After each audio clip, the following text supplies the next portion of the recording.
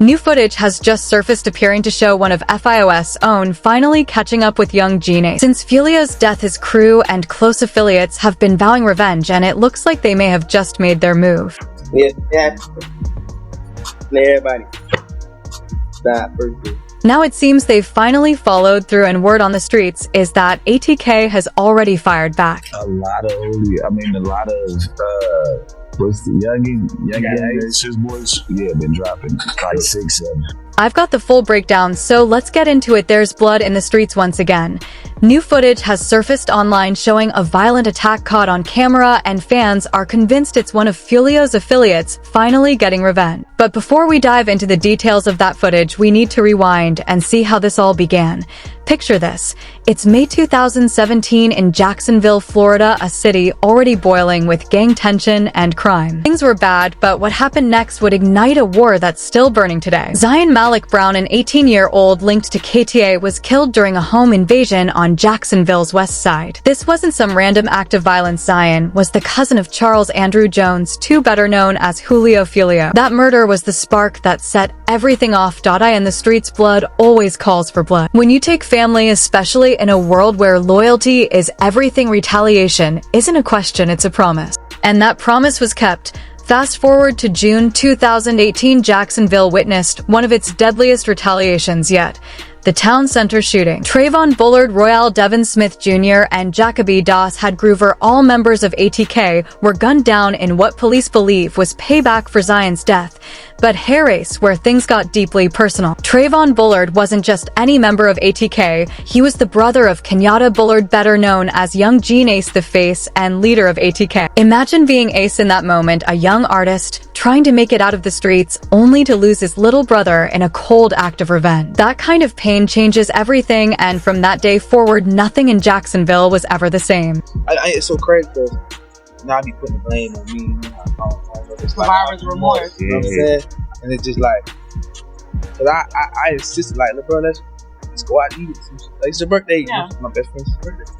Like, it's your birthday, man. Let's just go out and eat. But this shooting wasn't just about taking lives, it was about sending a message. In the world of street politics, how you handle disrespect determines whether you survive or fade away. When Yungeen survived the ambush that claimed his brother's life, he was faced with a decision: fall back and disappear from the spotlight, or stand tall and carry the weight for his fallen brothers. Ace chose to stand tall, and that choice took the Jacksonville war to levels no one could have imagined. ATK, short for Ace's top killers, became synonymous with Yungeen and his circle. On the other side stood KTA, meaning kill them all, Foolio's crew. These weren't just rap collectives, they were real street factions with territory, soldiers, and a deadly history behind every name. The music wasn't just entertainment, it became the soundtrack to the chaos playing out in real time.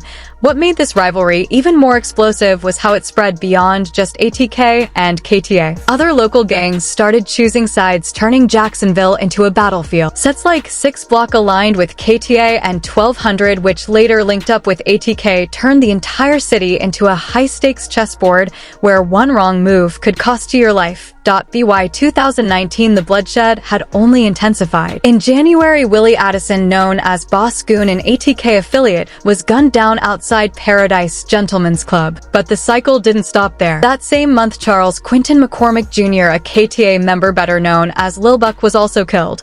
Then came the most devastating blow, February 2019. Adrian Dinnig Gaynor Jr., known as Bibby Foolio's 16-year-old brother, was murdered. 16 years old, still just a kid. He should have been worried about school friends and the future, not caught in the crossfire of a street war that had already taken too many lives. The death of Bibby hit Foolio just as hard as the death of Trayvon hit Yungeen.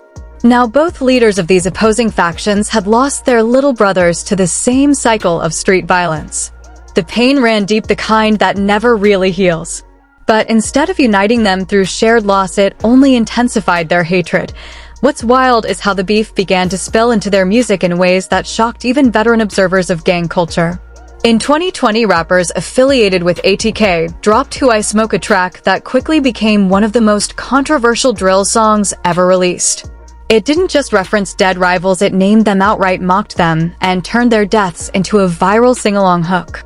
Millions watched on YouTube as real-life tragedy was turned into entertainment. It wasn't just rap anymore. It was psychological warfare fought through lyrics, views, and digital clout. By this point, both ATK and KTA had taken devastating hits. Yungeen Ace lost his brother Trayvon. Foolio lost his brother Bibby. And the streets of Jacksonville were drenched in blood. But rather than bringing peace, these tragedies only poured gasoline on an already raging fire. The year 2020 marked a turning point not just because of the violence itself, but because of how it played out in public. What once stayed in the streets was now unfolding in front of the world. Social media turned local beef into global spectacle. Every diss, every threat, every taunt instantly viral across Instagram, Twitter, YouTube, and TikTok. In the old days, street wars stayed in the neighborhood. But now the internet made it worldwide, and that's when things got truly out of control. When ATK-affiliated rappers dropped Who I Smoke, it didn't just become one of the most controversial drill tracks ever made, it completely changed the game. This wasn't your typical diss record.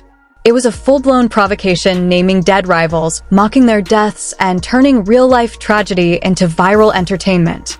The track's hook, catchy and upbeat, masked a level of disrespect so bold that even people familiar with the harsh realities of street rap were stunned. ATK took the names of slain KTA members, wove them into lyrics, and used their stories for clout, all while reopening the wounds of grieving families.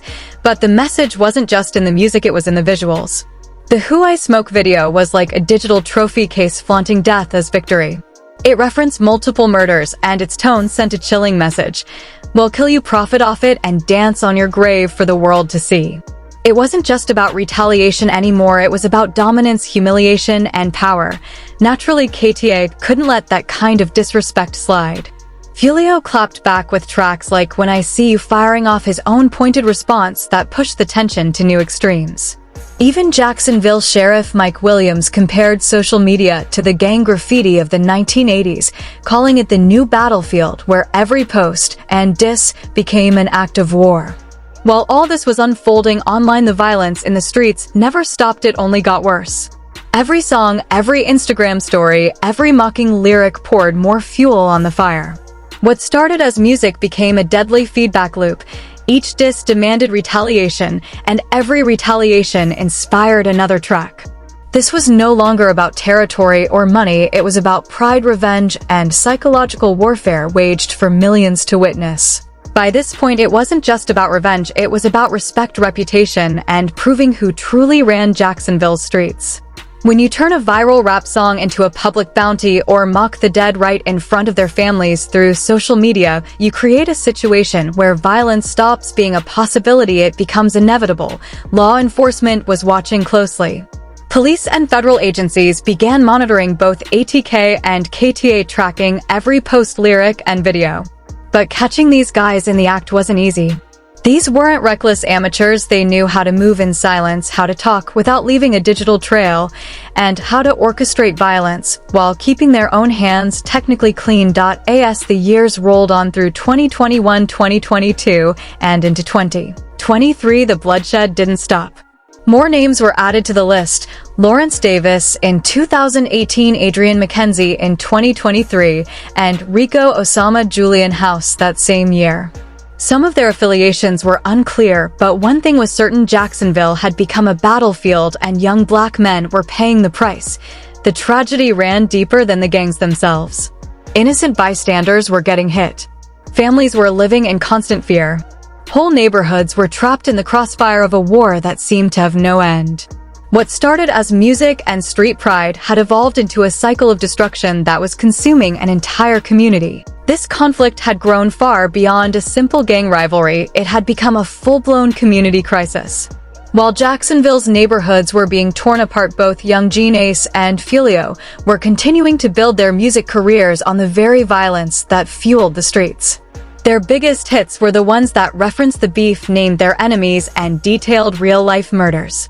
In a twisted way, they were profiting from the same cycle of bloodshed that was destroying their city. Peace, ironically, had become bad for business. Social media only made things worse. Every post, every story, every tweet was scrutinized for hidden messages, perceived disrespect, or veiled threats. Something as simple as a photo taken in the wrong neighborhood or a lyric referencing a dead rival could spark another round of shootings. The internet had turned into an amplifier for chaos, a place where a single post could mean life or death. Both crews used rap and social platforms as weapons, releasing taunting music videos and clips that flaunted violence and mocked their rivals. Law enforcement monitored it all, taking screenshots, building digital evidence. But proving that a lyric was a confession or a threat was nearly impossible. By 2023, the feud had gone national. Hip-hop blogs dissected every new track. YouTube channels broke down lyrics line by line. True crime podcasts analyzed the killings like case studies. What started as a local street war had turned into global entertainment for millions who'd never even been to Jacksonville but couldn't look away from the real-life tragedy unfolding online.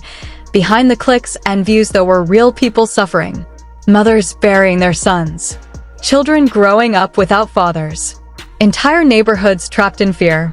And then came the breaking point, the event that shocked the entire hip-hop world. June 23, 2024. Foolio's 26th birthday. He was out celebrating, posting clips to social media, like anyone his age might do, not realizing that, though, posts would capture the final moments of his life. His death marked the darkest chapter yet in a war that had already claimed far too many.